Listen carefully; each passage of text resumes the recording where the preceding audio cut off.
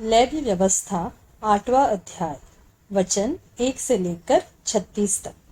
हारून और उसके पुत्रों का अभिषेक। फिर यहोवा ने मूसा से कहा, तू हारून और उसके पुत्रों के वस्त्रों और अभिषेक के तेल और पाप बलि के बछड़े और दोनों मेढ़ों और अखमीरी रोटी की टोकरी को मिलाप वाले तंबू के द्वार पर ले आ और वहीं सारी मंडली को इकट्ठा कर। यहोवा की इस आज्ञा के अनुसार मूसा ने किया और मंडली मिलाप वाले तंबू के द्वार पर इकट्ठा हुई। तब मूसा ने मंडली से कहा, जो काम करने की आज्ञा यहोवा ने दी है वह यह है। फिर मूसा ने हारून और उसके पुत्रों को समीप ले जाकर जल से नहलाया। तब उसने उनको अंगरखा पहनाया और कटिबंध लपेटकर बागा पहना दिया और एपोद लगाकर एपोद के काढ़े हुए पट्टे से एपोद को बांधकर कस दिया। और उसने चपरास लगाकर चपरास में उरीम और तुमीम रख दिए। तब उसने उसके सिर पर पगड़ी बांधकर पगड़ी के सामने सोने के टीके को अर्थात पवित्र मुकुट को लगाया, जिस प्रकार यहोवा ने मूसा को आज्ञा दी थी।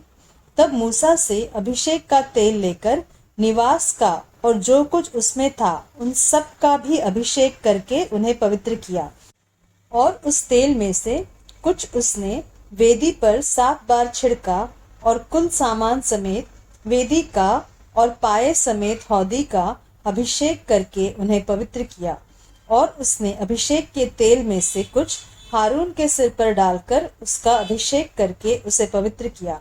फिर मूसा ने हारून के पुत्रों को समीप ले आकर अंगरखे पहनाकर कटिबंध बांध के उनके सिर पर टोपी रख दी, जिस प्रकार यहोवा ने मूसा को आज्ञा दी थी।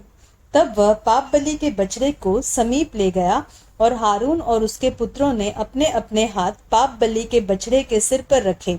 तब वह बलि किया गया और मूसा ने लहू लेकर उंगली से वेदी के चारों सींगों पर लगाकर पवित्र किया और लहू को वेदी के पाए पर उंडेल दिया और उसके लिए प्रायश्चित करके उसको पवित्र किया।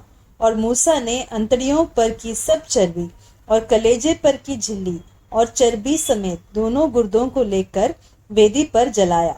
परंतु बछड़े में से जो कुछ शेष रह गया उसको अर्थात गोबर समेत उसकी खाल और मांस को उसने छावनी से बाहर आग में जलाया, जिस प्रकार यहोवा ने मूसा को आज्ञा दी थी।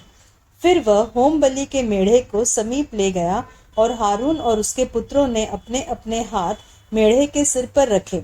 तब वह बलि किया गया और मूसा ने उसका लहू वेदी पर चारों ओर छिड़का। तब मेढ़ा टुकड़े टुकड़े किया गया और मूसा ने सिर और चर्बी समेत टुकड़ों को जलाया। तब अंतड़ियां और पांव जल से धोए गए और मूसा ने पूरे मेढ़ों को वेदी पर जलाया और वह सुखदायक सुगंध देने के लिए होम बलि और यहोवा के लिए हव्य हो गया, जिस प्रकार यहोवा ने मूसा को आज्ञा दी थी। फिर वह दूसरे मेढ़े को जो संस्कार का मेढ़ा था समीप ले गया और हारून और उसके पुत्रों ने अपने अपने हाथ मेढ़े के सिर पर रखे। तब वह बलि किया गया और मूसा ने उसके लहू में से कुछ लेकर हारून के दाहिने कान के सिरे पर और उसके दाहिने हाथ और दाहिने पांव के अंगूठों पर लगाया। और वह हारून के पुत्रों को समीप ले गया और लहू में से कुछ एक एक के दाहिने कान के सिरे पर और दाहिने हाथ और दाहिने पांव के अंगूठों पर लगाया। और मूसा ने लहू को वेदी पर चारों ओर छिड़का।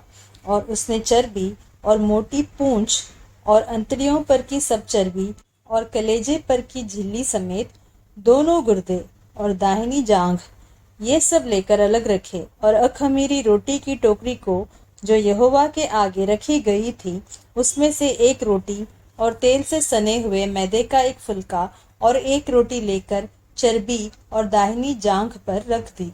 और ये सब वस्तुएं हारून और उसके पुत्रों के हाथों पर धर दी गई और हिलाने की भेंट के लिए यहोवा के आगे हिलाई गई। तब मूसा ने उन्हें फिर उनके हाथों पर से लेकर उन्हें वेदी पर होम बलि के ऊपर जलाया। यह सुखदायक सुगंध देने के लिए संस्कार की भेंट और यहोवा के लिए हव्य था।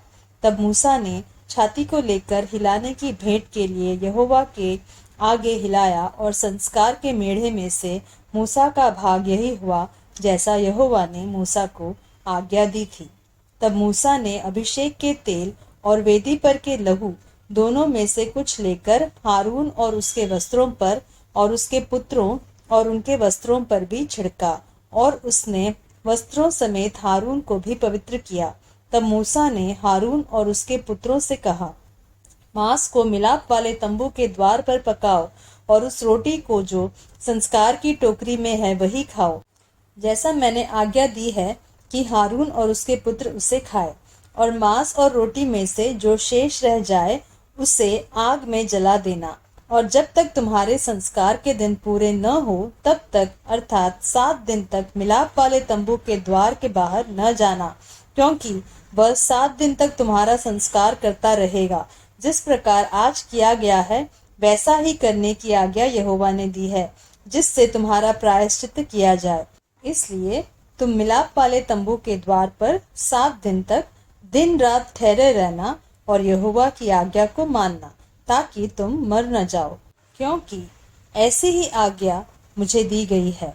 तब यहोवा की इन्हीं सब आज्ञाओं के अनुसार जो उसने मूसा के द्वारा दी थी, हारून और उसके पुत्रों ने किया।